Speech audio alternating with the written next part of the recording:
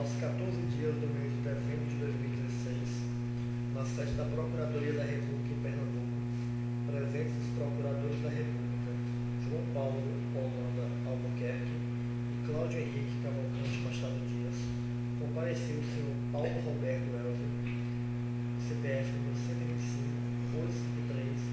125-853-007, dígito 49, devidamente acompanhado por seus advogados, doutora Ana Lúcia Penon Gonçalves, OAB São Paulo, número 192-951, doutor Geraldo Vilaça Neto, OAB Bahia, 18.385, a fim de prestar depoimento em razão de celebração de acordo de colaboração com o Ministério Federal. Neste momento, todos os presentes são cientificados da proibição do uso de quaisquer instrumentos de gravação ou registro de áudio ou vídeo e declarando não estar fazendo oculto ou dissimulado de qualquer equipamento sob as penas legais. Observadas todas as cautelas de sigilo determinadas e atendendo aos ditames da Lei 12.850/2013, notadamente como é disposto nos artigos 4º a 7º, pergunto ao senhor Paulo Roberto Elvio. Os advogados agora presentes são os seus defensores legalmente nomeados para lhe assistir no presente ato? Sim, senhor. O senhor renuncia ao direito ao silêncio reafirmando o compromisso legal de dizer a verdade? Sim, senhor. O senhor pretende colaborar de forma efetiva e voluntária com investigações e processos criminais nos termos firmados pelo Ministério Público Federal? Sim, senhor. O senhor, junto com seus defensores, autoriza expressamente e está ciente do registro audiovisual do presente ato de colaboração? Sim, senhor. O senhor está ciente de que os efeitos da colaboração premiada dependem de um ou mais dos resultados previstos no artigo 4º da Lei 18.850/2013? Sim, senhor. Estão cientes da proibição de gravação paralela a que vai ser feita aqui? Perfeito. O senhor, no tocante ao anexo 3, contribuição por meio de caixa 2 à campanha inicial de Blumenau, pretende responder às questões formuladas? Sim, senhor.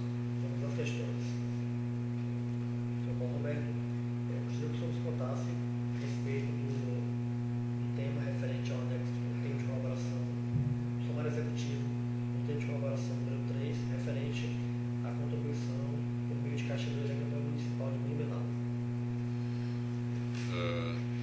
Em 2012, eu era responsável na Odebrecht Ambiental como diretor superintendente da região sul do Brasil, compreendendo Paraná, Santa Catarina e Rio Grande do Sul. E atendendo à determinação do meu superior hierárquico, Fernando Cunha Reis, busquei identificar neste ano candidatos a prefeitos em potencial de vitória nos municípios em que já tínhamos a concessão, no caso específico, Blumenau.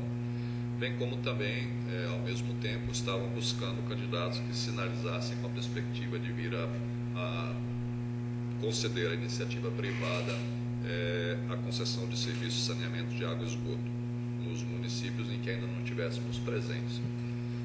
O objetivo de tais contribuições, evidentemente, era no sentido, no primeiro caso, dos candidatos onde já estávamos presentes, era assegurar o bom andamento das concessões já conquistadas, visando garantir a normalidade do cumprimento do contrato de concessão. No segundo caso, em municípios em que não estávamos presentes, o objetivo era vir a incentivar ou a reforçar essa ideia de se concessionar à iniciativa privada o serviço de saneamento. Tenho conhecimento que essas doações eram realizadas pela Caixa 2, né, e operacionalizados pelo sistema, pela equipe de Gilberto Silva. Esse que era o panorama desse processo. Tudo isso previamente e definido e aprovado pelo meu superior, Fernando Cunha Reis. Com relação especificamente a Blumenau,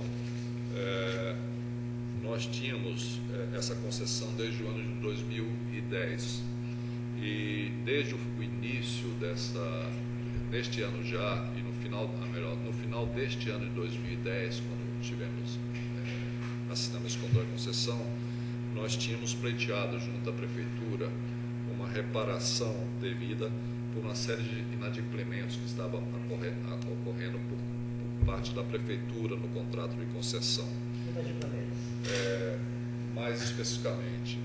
No contrato de concessão era previsto que a prefeitura, quando chegássemos lá, iríamos receber uma área, uma abrangência de esgoto já instalado de 24%. Quando recebemos a concessão, identificamos que apenas 5% havia sido instalado, portanto, não os 24% propostos.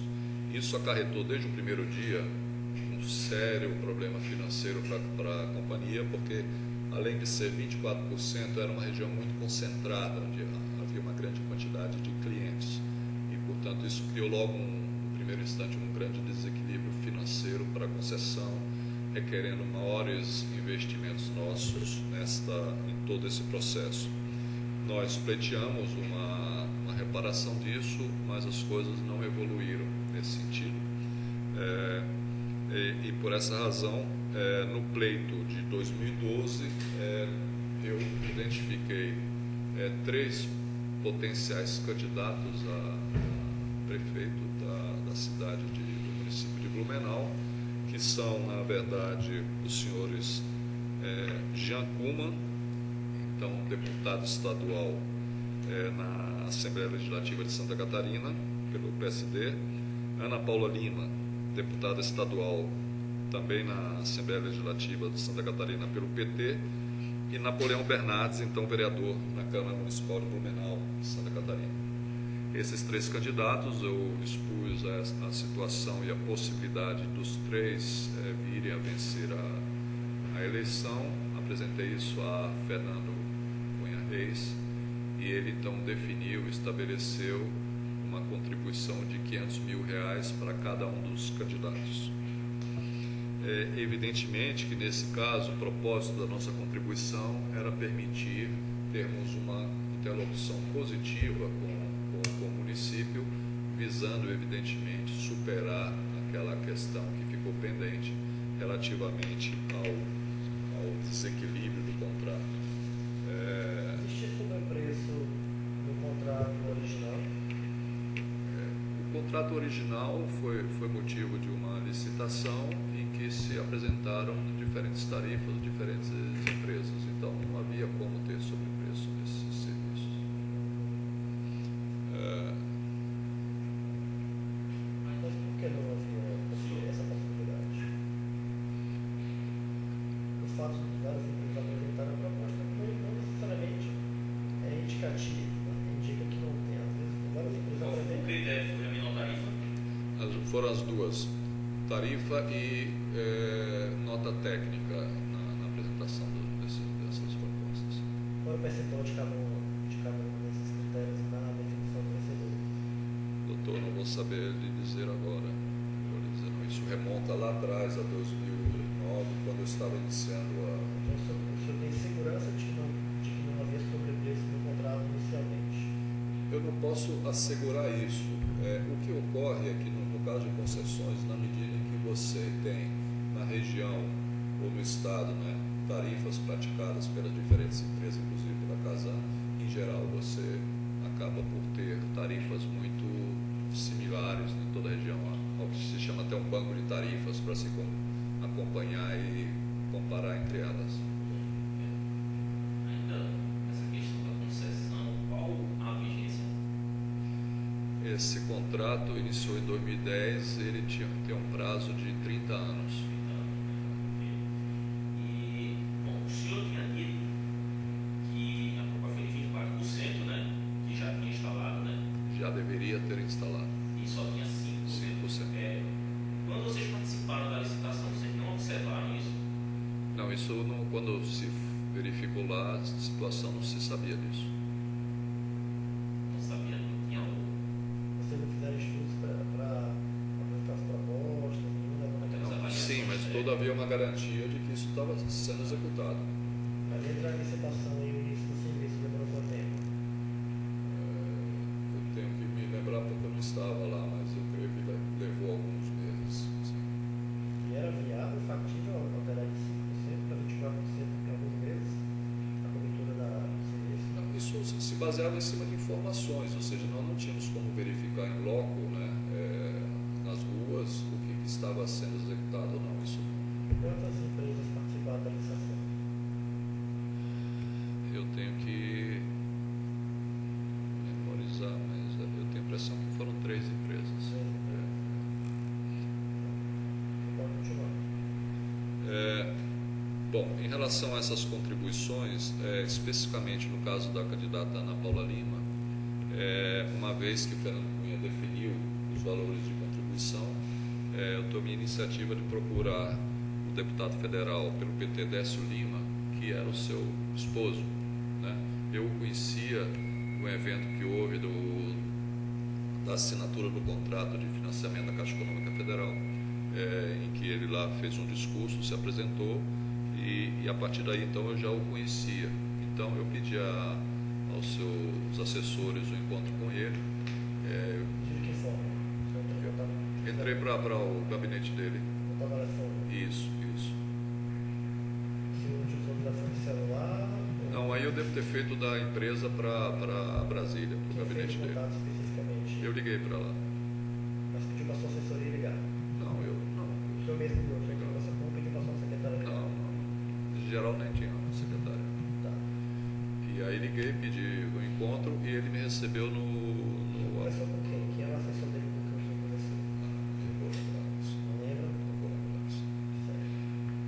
Pode continuar. E aí então marcamos o encontro no seu gabinete, no seu apartamento funcional em Brasília, onde eu informei a ele da decisão nossa de apoiar a campanha da então deputada Ana Paula Lima. Onde era o apartamento funcional? Onde era esse? Não tem, Não sabe? não lembro. Como é que você se deslocou até Brasília nesse dia? Aí tudo através de táxi sempre. Tá, mas o senhor residia onde, né? Rio de Janeiro, sempre exigindo. Certo. Como é que foi o deslocamento Rio-Brasília? De avião. Foi um comercial? Sim. Certo. Você se recorda como é que foi esse, mais ou menos como é que foi esse encontro? Isso deve ter sido no primeiro, segundo trimestre de 2012, não é? É isso mesmo. Certo. Tá.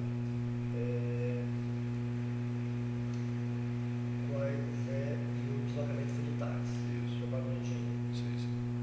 Certo. Efetuou alguma ligação imediatamente antes, durante? Posso ter ou logo feito. depois? Posso ter feito. Sim. Como é que foi a visão do deputado que estava chegando?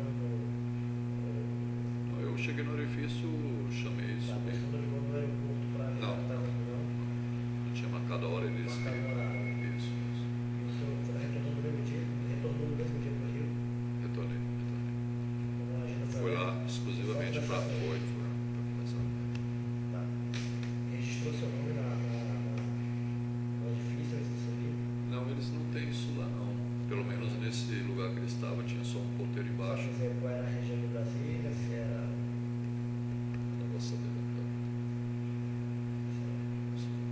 Não tem nenhum registro dessa reunião na sua agenda? Não, eu não tenho essa verdade. Infelizmente não tenho. Senhor Paulo, o senhor quando faz essa entrevista, vocês lá na Odebrecht, vocês têm algum tipo de agenda que vocês registram essas visitas? Eu tinha um Outlook na época da empresa, né? E eu fazia esses.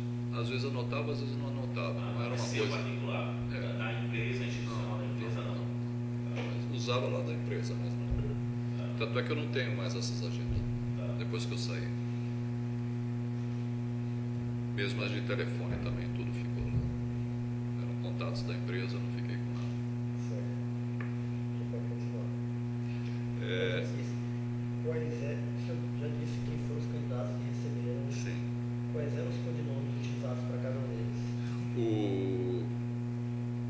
O Jean Kuhlmann era alemão. A Ana Paula Lima era musa. E Napoleão Bernardes era conquistador.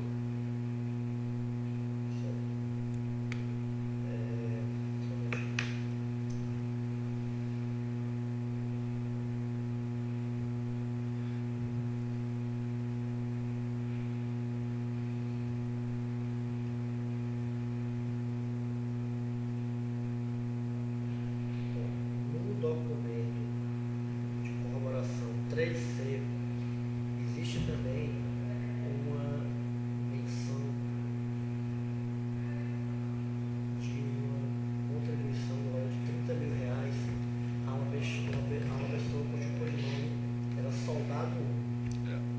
isso eu vou comentar com o senhor. Na verdade, ampliando um pouco mais, nós tínhamos definido naquela altura contribuição também para candidatos a vereador, no valor total de 130 mil, tá? Em que demos o nome soldado. E aparece aí no Drauzio esse valor aí. No entanto, isso é uma coisa que eu tenho que mencionar, eu não tenho o registro de que vereadores foram esses, porque eu tinha anotado, né? Eu tinha feito a distribuição e não guardei isso. Isso é uma coisa que eu não tenho, né? E não foi só esse valor aí, não, foram 130 mil reais. Ninguém mais isso, a Odebrecht não tem, o setor que efetivamente realizou o pagamento tem essa informação? Não, isso era aquele pedido que eu fazia ao Eduardo Barbosa, não é? Eu dava o codinome só das pessoas, né? Chamava, nesse caso, de soldado. Isso que eu digo, que eu me recordo, que sim, eu propus ao Fernando Cunha, ele autorizou 130 mil. Depois, recorrendo ao Drauzio, agora a gente vê esse lançamento aqui, esse único lançamento. No caso, eu não sei mencionar o senhor, lamentavelmente. Quem pode saber isso lá na Odebrecht? A equipe de Gilberto Silva? Não, ninguém deles sabia, né? Isso era eu que desenvolvia e implementava. Mas a pessoa não tinha que comunicar ao beneficiário para poder o local, onde é que receber? Quem foi a pessoa que foi comunicada? Isso aí eu que fiz nessa época, porque eu queria até complementar aqui uma coisa que ainda falta, mas eu volto a esse ponto aí. Na verdade, eu que fiz esse processo com arrecadadores dos partidos. Você fez diretamente? Isso. Tá, você pode continuar. Ainda em relação aos candidatos, eu também tive um encontro com o senhor Dalírio Weber, que era um fundador do PSDB em Santa Catarina, né? E que também ele era um articulador da campanha do Napoleão Bernardes. Ele ocupou um cargo hoje? Ele hoje é o senador da República. Né? E naquela altura eu fui lá a Blumenau encontrar com ele, e quando eu informei a ele que nós também iríamos contribuir com a campanha do Napoleão Bernardes. Então, a decisão de comunicação do apoio à campanha da Ana Paula Lima foi feita ao dispor dela, Isso. Bessie Lima, Isso. e do Napoleão Bernardes foi feita ao Dalírio Weber. Isso. Informei a eles. Onde é que foi o encontro com o Dalírio? Isso lá em Blumenau. Eu sempre encontrava com eles lá, na medida que eles eram de lá. Aonde? Isso foi sempre eu estava lá e encontrava com ele. Provavelmente foi na imobiliária que ele tinha lá. Ele tinha uma imobiliária chamada Imobiliária Orbe, e eu devo ter ido lá, como também me encontrei com ele em cafés lá. Então, mas provavelmente nesse dia tenha sido lá na imobiliária. Qual é o endereço dessa imobiliária? Orbe? Eu teria que visitar a Avenida Brasil, mas eu teria que ver. Avenida Brasil. Que bairro? Deixa eu ver se tem isso.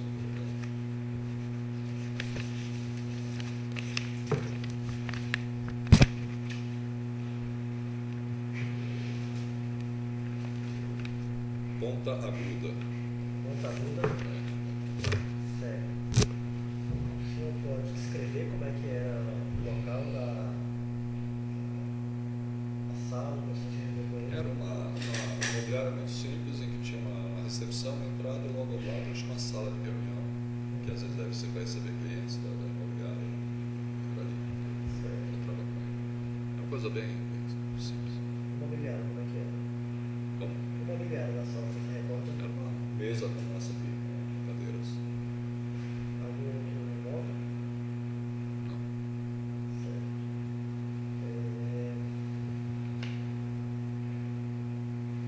E com relação ao apoio do candidato Getúlio, como é que se... Esse eu falei com o chefe de gabinete do então prefeito na época. O chefe de gabinete ele chamava-se Cássio Quadros, com ele que eu falei. Eles são do mesmo partido. Eram do mesmo partido. E foi aonde essa comunicação? Eu falei lá na prefeitura, Certo. na antessala do chefe de gabinete. O senhor fez menção dessas 3 reuniões com cada um desses representantes acerca dos propósitos de vocês para a realização dessas situações? Em nenhum momento. Nossa ideia era simplesmente apoiá-los e no sentido de que eles viessem a ser os vencedores e que tivéssemos uma boa relação com eles. Então, o objetivo de vocês era conseguir o reequilíbrio do contrato. Também, claro. E nunca se fez menção a nenhum dos candidatos ou a seus representantes acerca desse propósito. Não. Nunca disse o objetivo é esse. Nem tinha conhecimento disso. Eu acredito que não tinha. Porque isso é uma situação bastante normal nas diferentes concessões, se ter permanentemente discussões a respeito de reequilíbrio de contrato. Isso é uma coisa usual, natural. Quando o senhor foi lá na prefeitura comunicar esse apoio, foi lá de apoio, o senhor se registrou lá no prédio, antes de subir? Não. Não? Os deslocamentos dessas 3 reuniões foram no prédio de táxi? Sim, sem pagar. Certo. E os deslocamentos aéreos por voos comerciais? Sim. Chegava até Navegantes, de Navegantes, aí pegava o ônibus da companhia aérea, se era TAM, se era Gol, porque ali de Navegantes até Blumenau é por ônibus. Assim. Perfeito.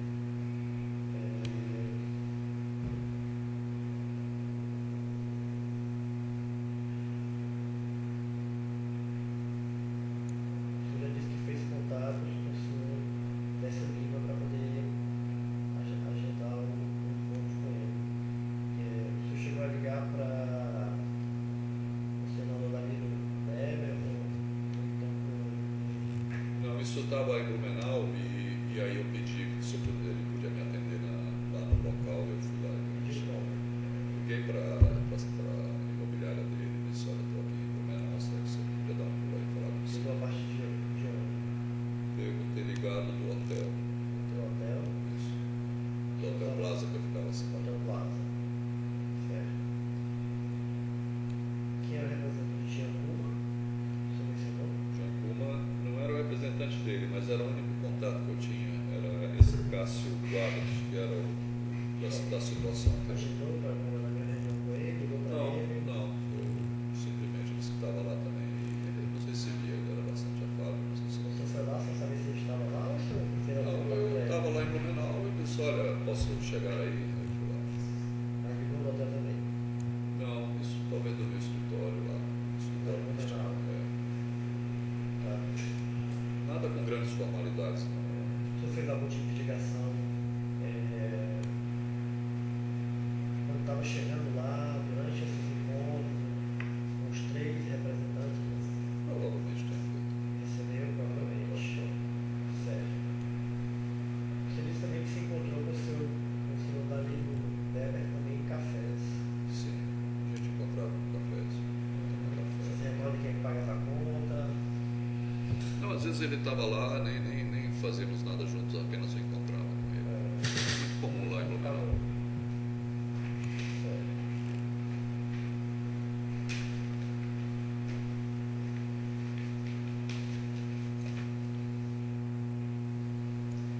Esses recursos, eles foram pagos via doação social ou Caixa 2? Caixa 2. Não sabia a origem desses recursos? Não, nunca soube. Certo. Quem foi que operacionalizou esses recursos? Eu sempre fazia esse pedido ao Eduardo. Primeiro era aprovado pelo Fernando Cunha Reis, depois eu transmitia isso ao Eduardo, né, aquele responsável lá de recursos humanos da empresa, em que ele fazia a programação, depois me passava e eu então passava. Quem efetivava os pagamentos dos representantes era a equipe de Gilberto Silva? Provavelmente sim, porque nós não nos envolvimos em nenhum momento nesse assunto. Certo.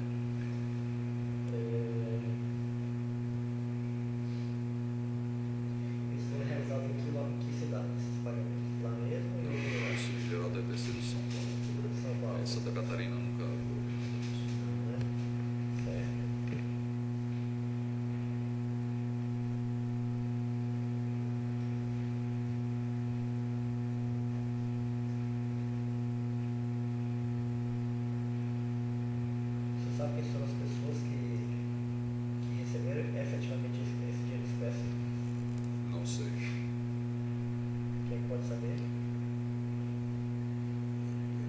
aconteceu porque, na verdade, cada um dessas pessoas com quem eu contactei me passaram o nome de pessoas que fazem a arrecadação. Mas a equipe de Gilberto Silva não sabia não?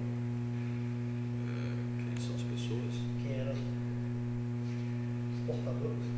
Aquelas pessoas que receberam e iam portar os valores até o retorno a Blumenau? Não. Não tinha por que saber. A gente indicava os endereços, eles iam lá nos endereços e pegavam esses recursos. Certo. Quais são as provas que o senhor tem desse pagamento? Desse pagamento? Eu tenho no Drauzes Documentos. as relações em que indicam os valores dos codinomes alemão, Musa e Conquistador. Certo. 3A, 3B. Estão aí, né? O senhor não sabe informar, o que consiste esses dados inseridos na coluna referente à requisição? Não, senhor. Desconhecia essa planilha. Certo. Quem era o diretor superintendente da FOIS nesse período? Era eu? O senhor, né? FOIS era Era antigo nome da Odebrecht Ambiental. perfeito.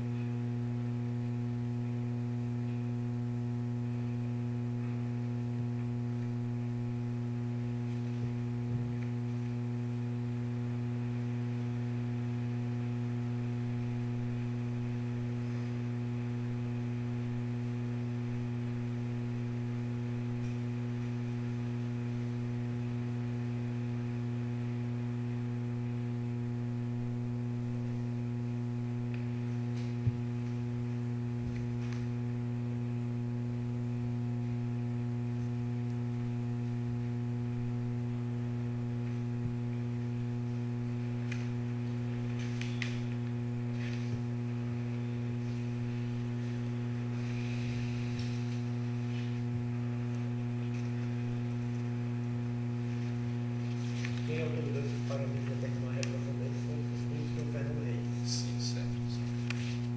Certo.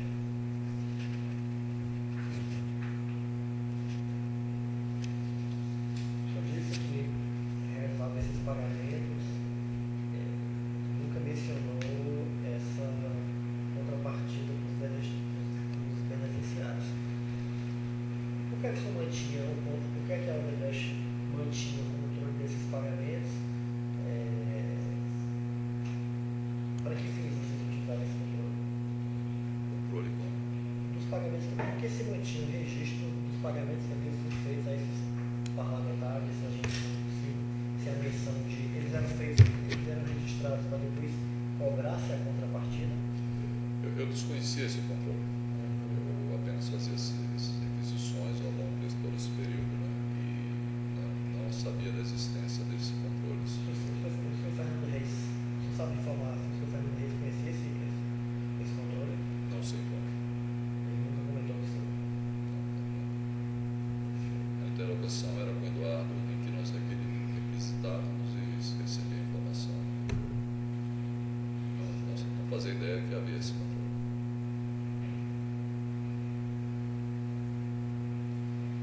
Foi efetivado a regra do contrato? Quem foi o candidato que foi eleito? Foi eleito Napoleão Bernardes. E a partir desse então, ele, através da AGIR, que é a agência reguladora, né, ela que faz a intermediação disso, eles mobilizaram uma equipe e estabeleceram um plano de trabalho conjunto, né, visando o reequilíbrio. Não só o reequilíbrio, eles tinham várias críticas ao contrato, algumas questões que eles queriam aprimorar.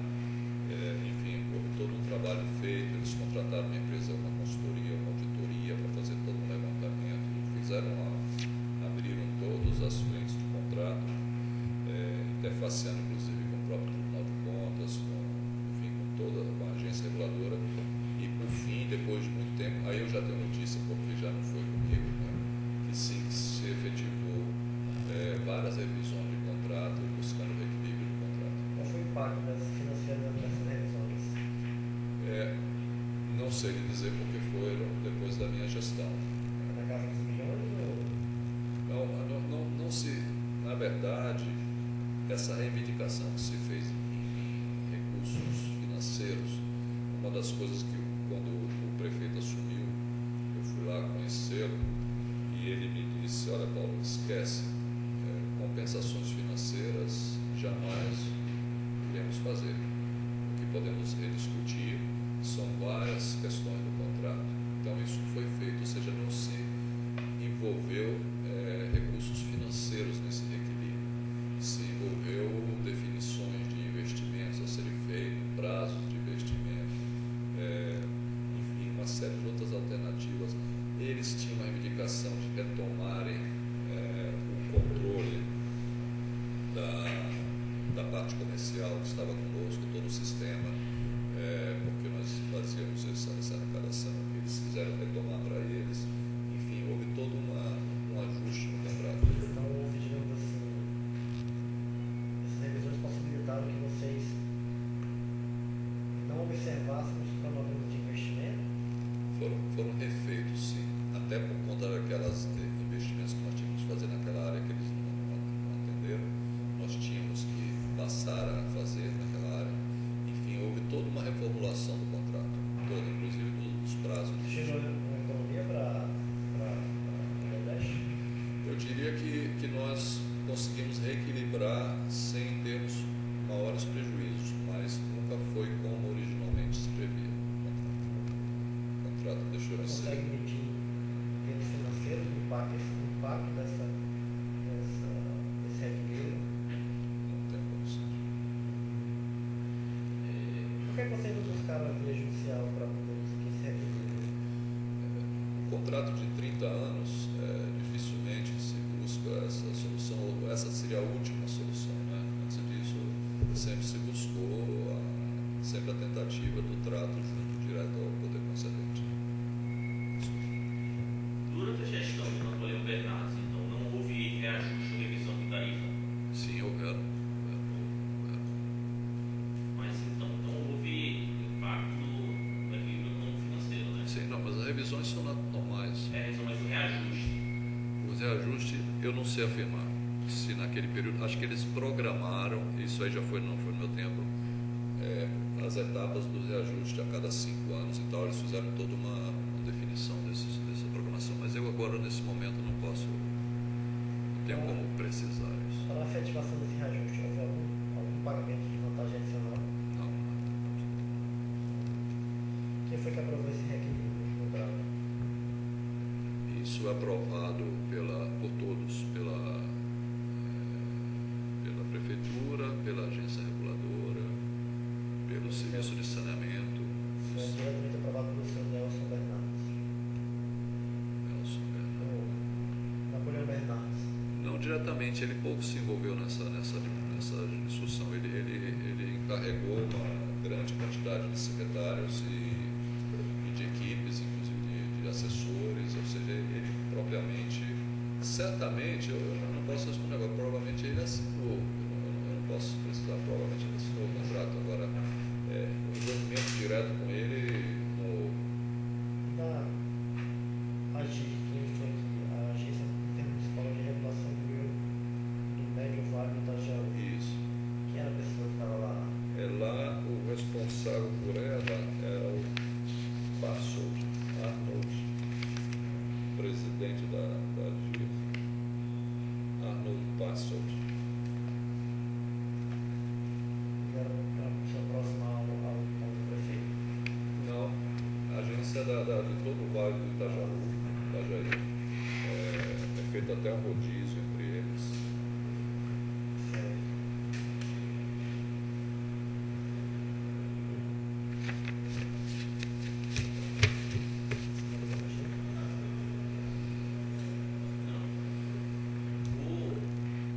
Vocês chegaram a apoiar a reeleição do Napoleão Bernardes? Não, Na eleição seguinte? eu creio que não. Isso foi agora, em 2014, mas... Já tinha saído? Não saímos quando estávamos agora em curso esse processo aí. O senhor gostaria de fazer alguma consideração final sobre este texto? Não. Todos? Uma consideração final?